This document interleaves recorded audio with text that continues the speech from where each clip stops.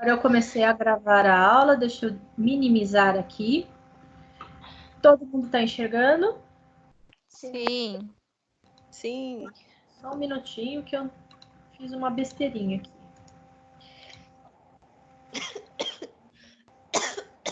Tá gravando, tá certo. Pronto. Agora sim. Bom, vamos lá. Então, hoje eu vou falar um pouco para vocês a respeito da amplitude e aplicação da psicologia na área da saúde. Por que eu falei que essa aula é interessante? Porque ela abrange todas as áreas da saúde, não somente a psicologia, como também. Professora, eu percebi. Oi? Calma aí, Tudo eu bem? percebi. Professora.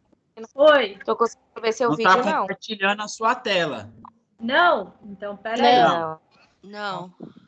Vamos compartilhar a tela. Não. E agora? Não. Né? Ainda não. Ainda não. Não. Peraí. Ué, não sei por que não está compartilhando. Estranho, porque você Agora- estava compartilhando. Agora foi. Tá? Foi? Deixa eu ver. Não, pra mim ainda não foi, não. Não. Foi. Foi, agora Pra foi. mim também não. Ótimo. Agora foi. Apareceu. Então, agora eu vou começar. Tá bom. Qualquer coisa, me dá um toque. Tá bom. Então, vamos lá. Então, vamos falar da aplicação da psicologia na área da saúde.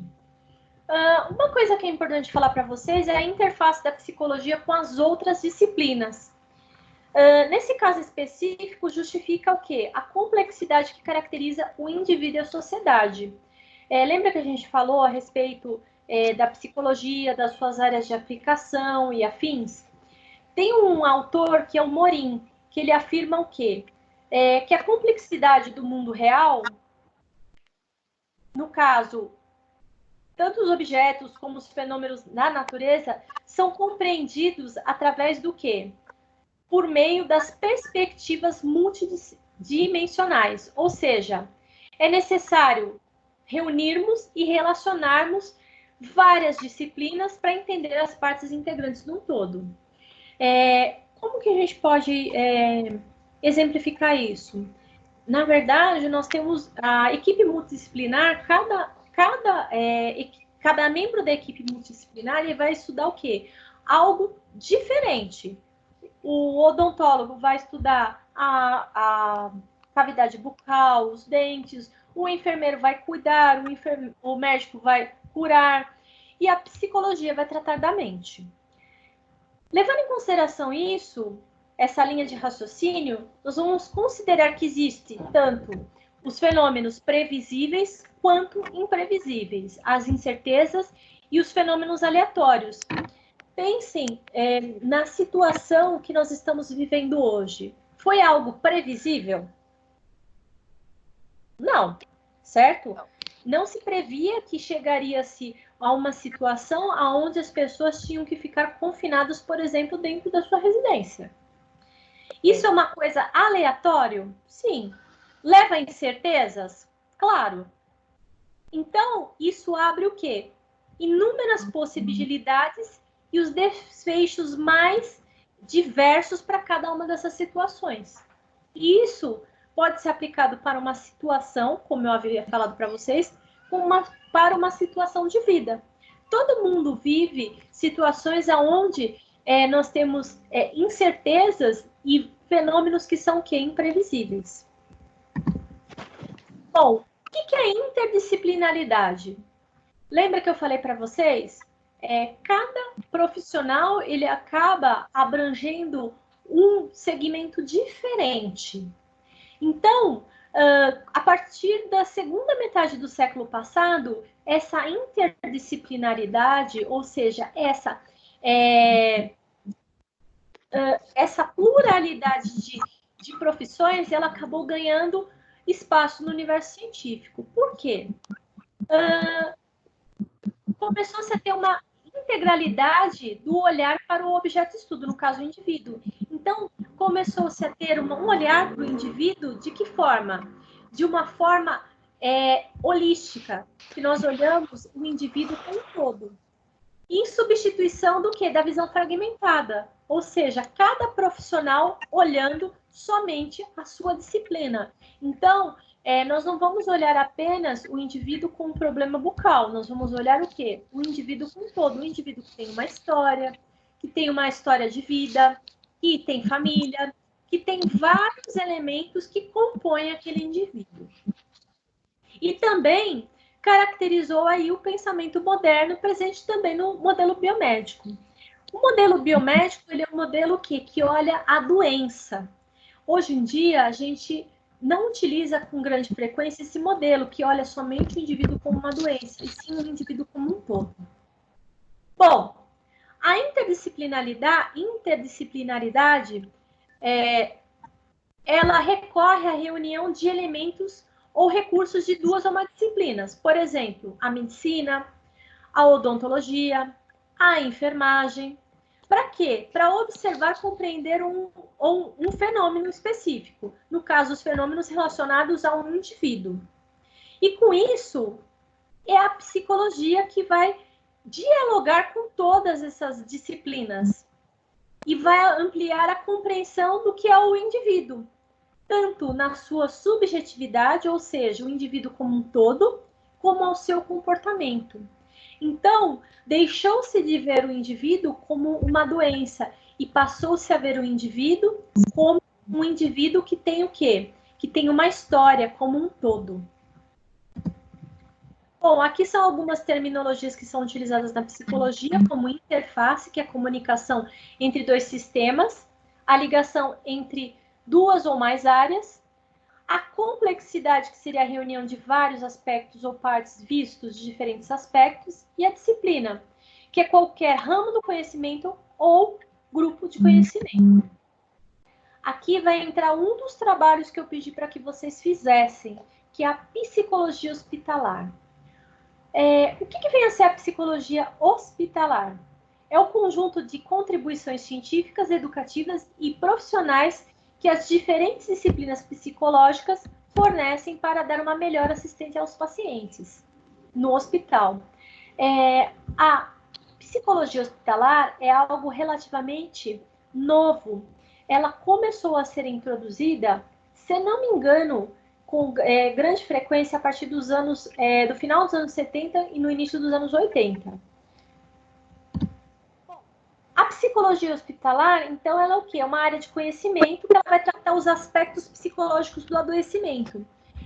Vocês já chegaram a pensar que o indivíduo, quando ele está internado, a mente dele também pode adoecer?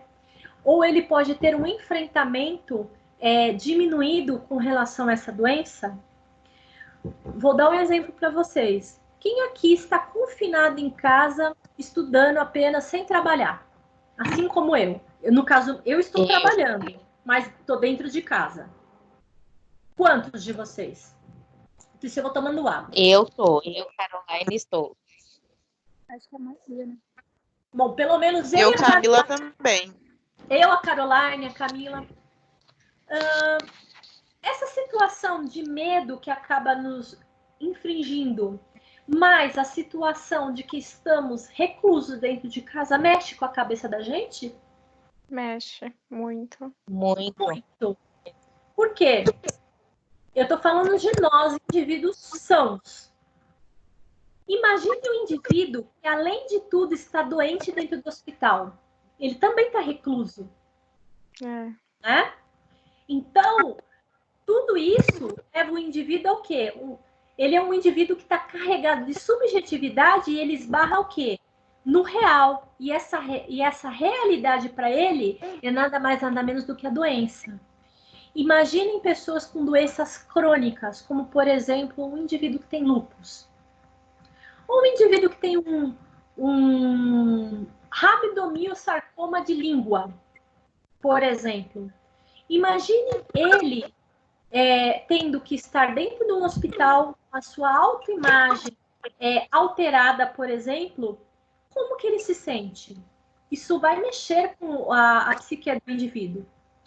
Ou seja, a psicologia hospitalar não vai tratar somente da doença de causa psíquica.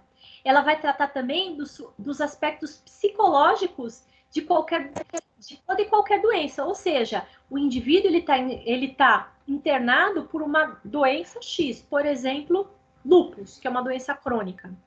Mas ele também acaba tendo um adoecimento da mente, porque é um indivíduo que ele só fica onde? No hospital, convive com pessoas do hospital e acaba, com isso, tendo como sua realidade apenas a doença. O que ele acaba conhecendo dali por diante é o quê?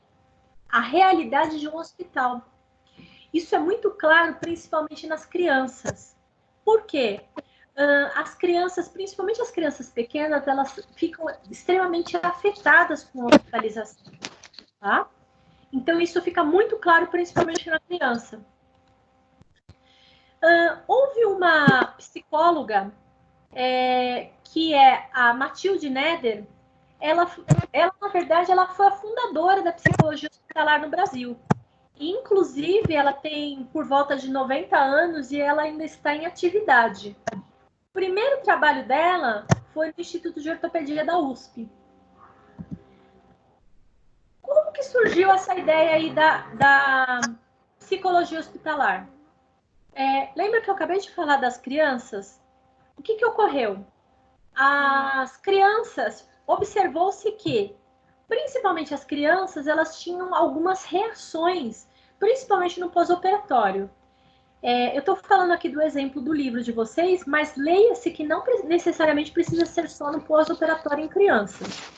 A criança, no geral, ela tem uma reação negativa frente à hospitalização.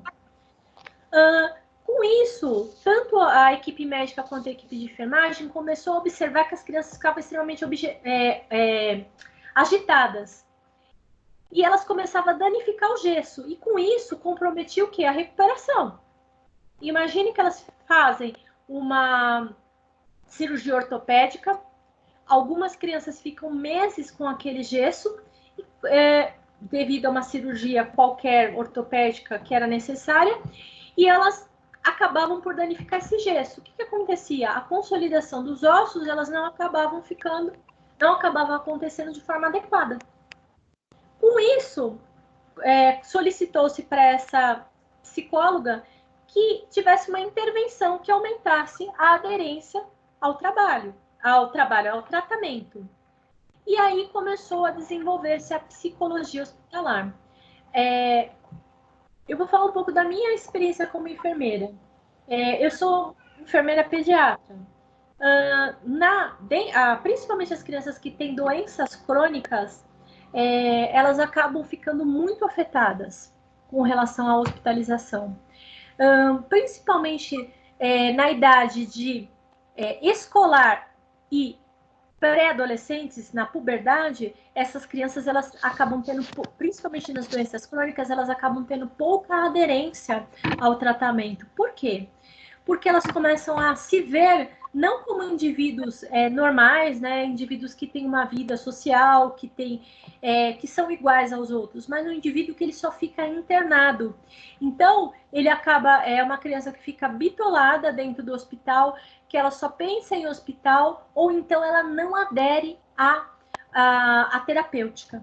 É muito comum, principalmente crianças, né, e adolescentes que descobrem, por exemplo, diabetes nesse período, se revoltarem e não aderirem ao tratamento, por exemplo.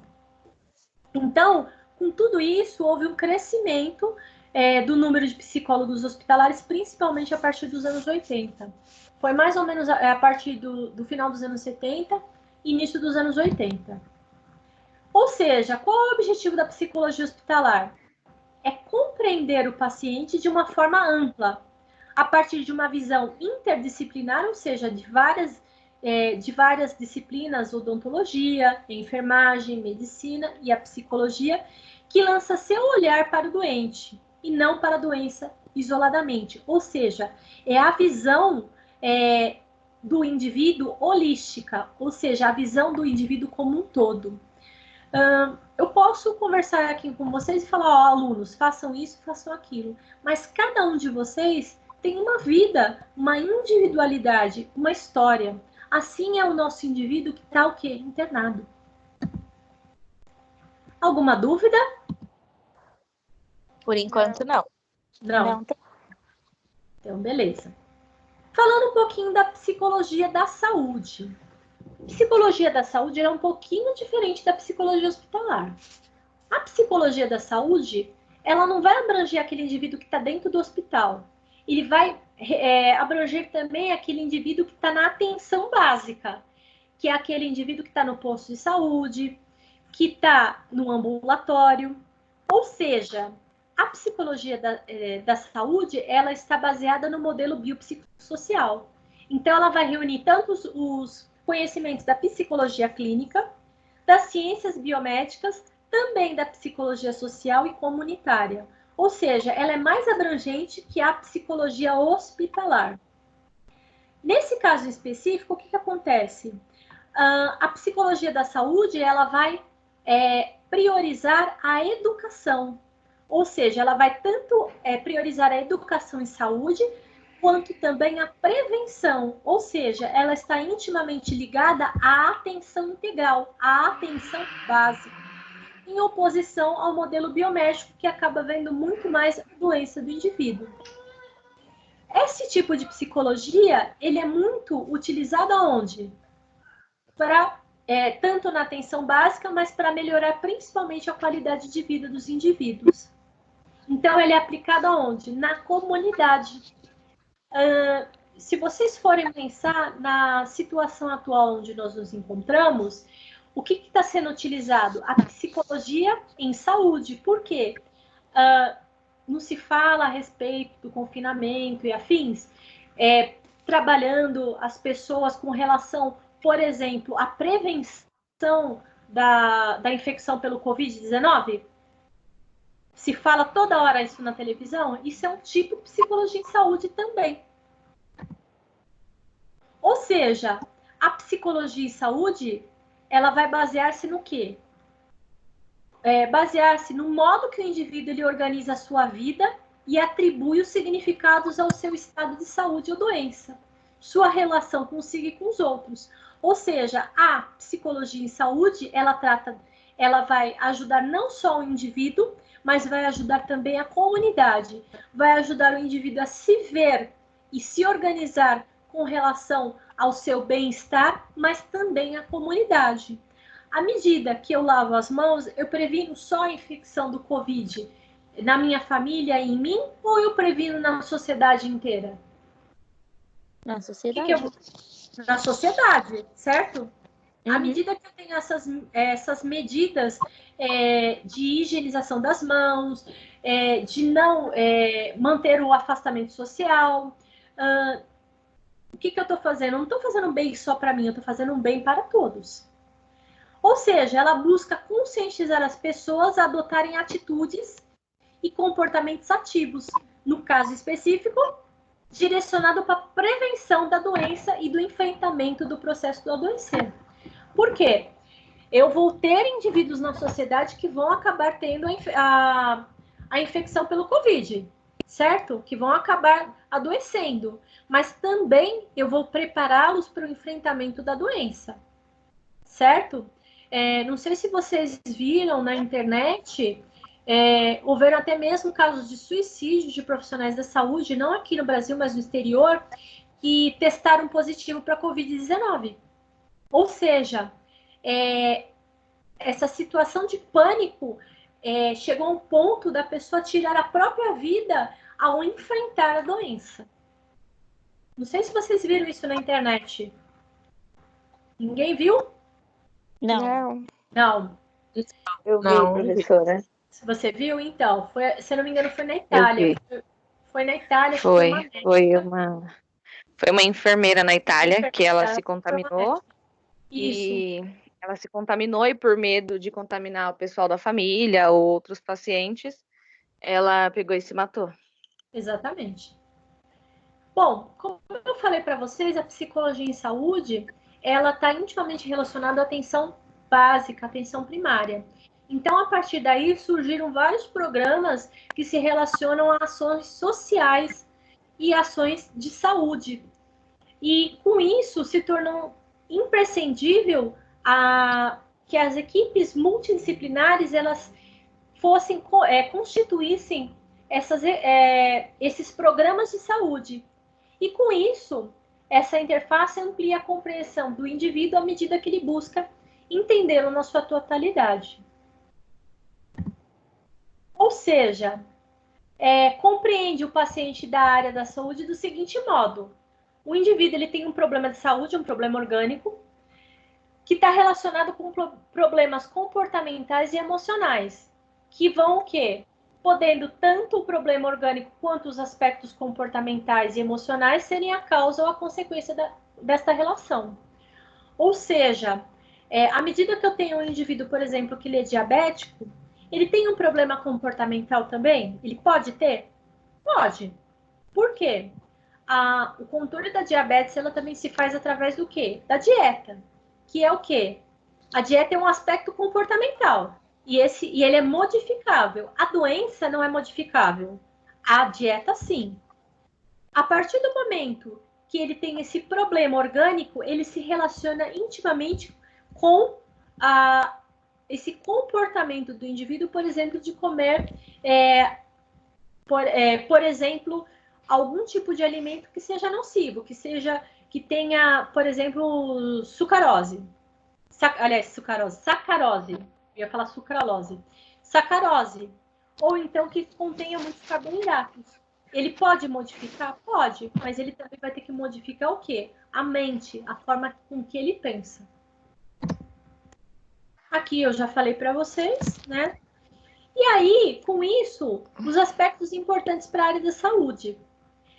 Só lembrar um pouquinho que no Brasil, a saúde pública ela é gerenciada pelo quê? Ela é gerenciada e ofertada a todos os habitantes do país pelo SUS, por meio de uma rede de atenção à saúde. O SUS ele é extremamente abrangente, ele abrange tanto a atenção básica, quanto a atenção secundária, quanto a terciária.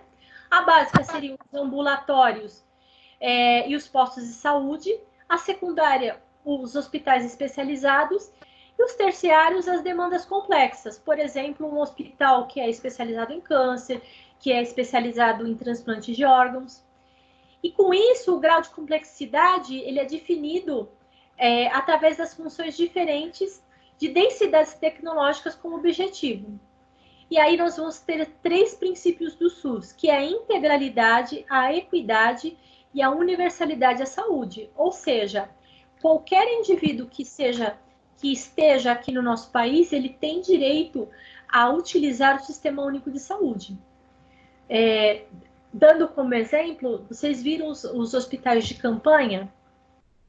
Ou seja, independente ou não, se eu tenho um convênio médico, um outro serviço de saúde, eu posso utilizar tranquilamente, porque é um direito assegurado para mim por lei, na Constituição.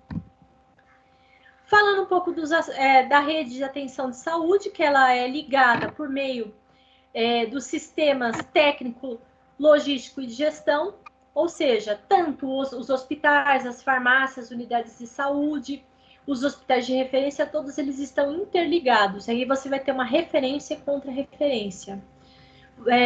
Provavelmente a professora de formação integral à saúde vai falar isso para vocês.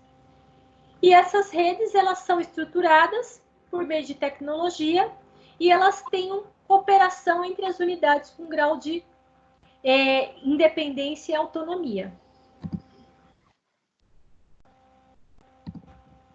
Bom, a partir do conhecimento sobre o comportamento humano, a psicologia pode prevê-lo. Pode falar. Não ouvi. Oi? Bom, vou continuar. Não, professora, acho que não era com você, não. Acho que era alguém dando risada de alguma coisa. Ah, tá. Bom, se alguém quiser me interromper para perguntar algo, esteja à vontade, tá?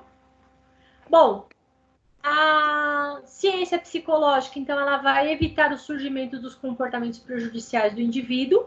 Por quê? Porque ela vai educar esse indivíduo e vai orientá-lo de forma que ele tenha o quê? Hábitos saudáveis. Ou seja, vai ter uma importante contribuição também para quê? Para as políticas públicas de saúde, principalmente de promoção, prevenção e reabilitação em saúde. Na realidade, o Sistema Único de Saúde, ele teria que privilegiar muito mais o quê? A promoção, a prevenção e não somente a reabilitação. Por quê? Porque com a promoção e a prevenção, eu não vou ter indivíduos de que forma? Internados. Não vão precisar utilizar os outros segmentos da atenção à saúde, que seriam o secundário e o terciário. Com isso, as ações de promoção à saúde vão visar o quê? A redução dos fatores de risco que ameaçam a saúde e podem causar incapacidades e doenças às pessoas. Veja quanto que é importante a psicologia. Bom, que ações podem promover a saúde? Uma delas, a educação em saúde, que principalmente nós da enfermagem fazemos muito. A alimentação e nutrição adequada, ou seja, o indivíduo que se alimenta adequadamente, o que vai acontecer com o sistema imunológico dele? Ele vai ficar um sistema imunológico forte.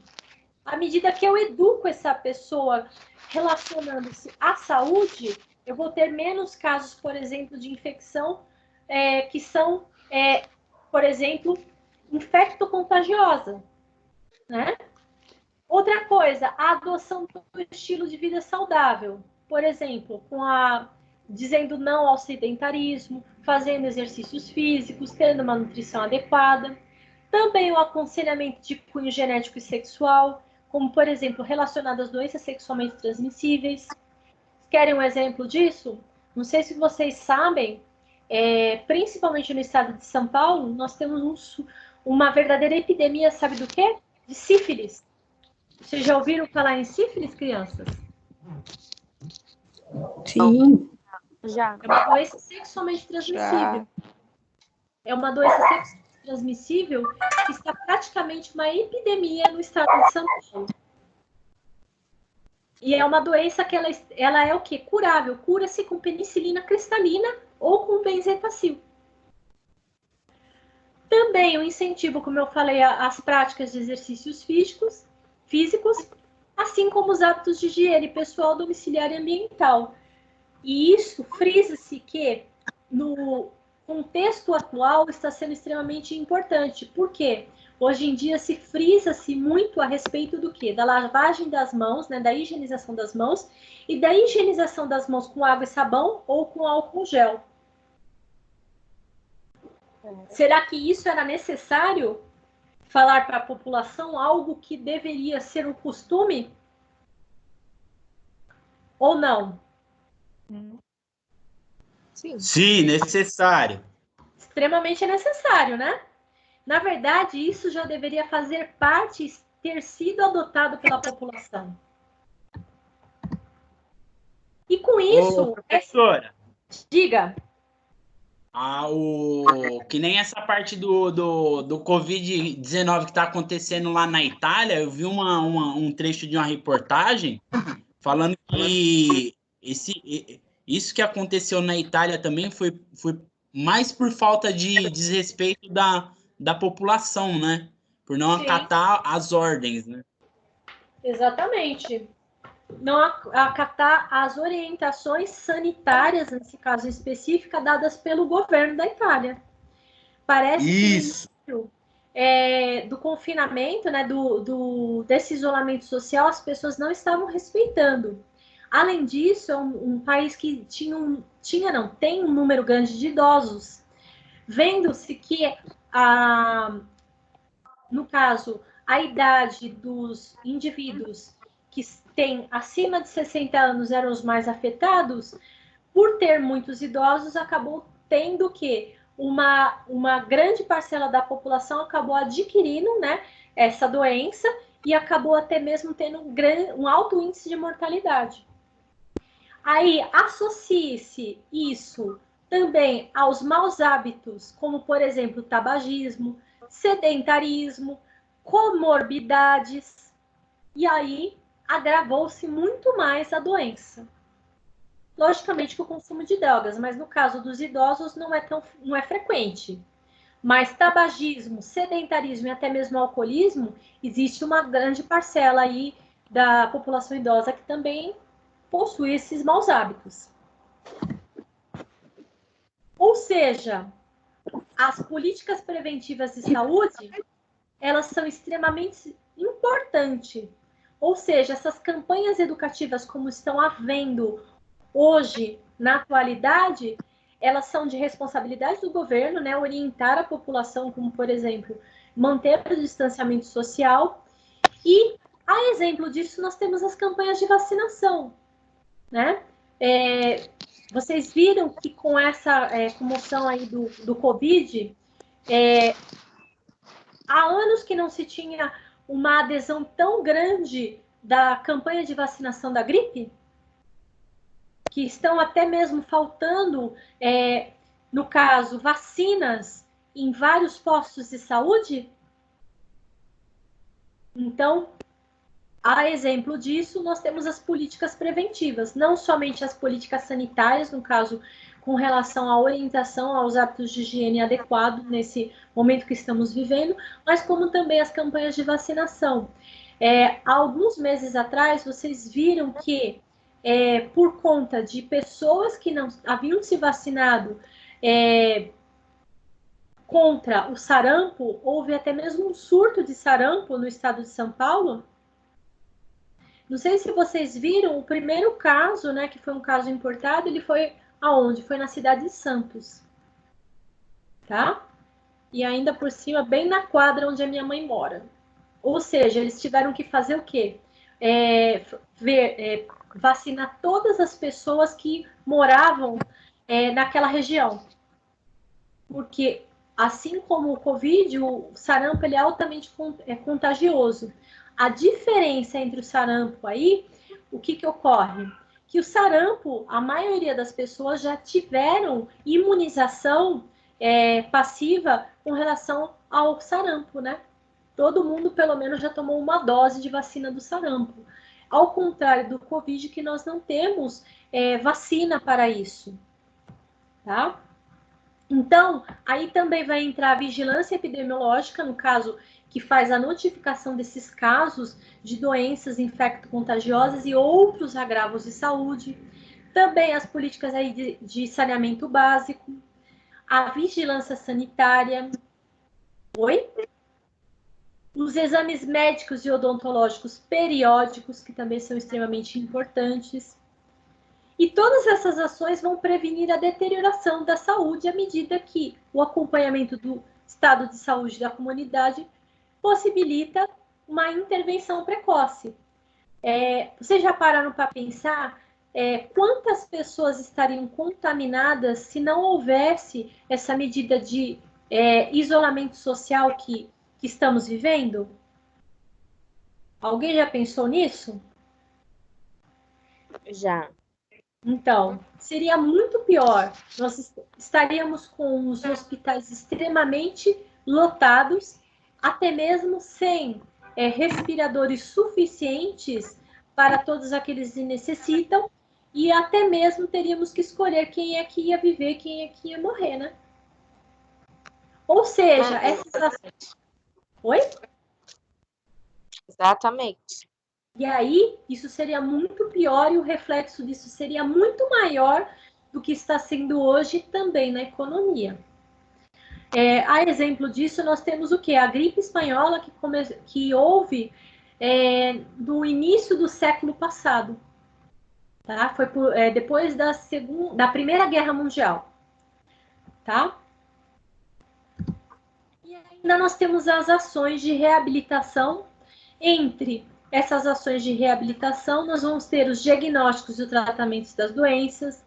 Na reabilitação também vão entrar os acidentes, principalmente os acidentes aí automobilísticos, que vão levar o indivíduo a danos, limitação ou até mesmo invalidez.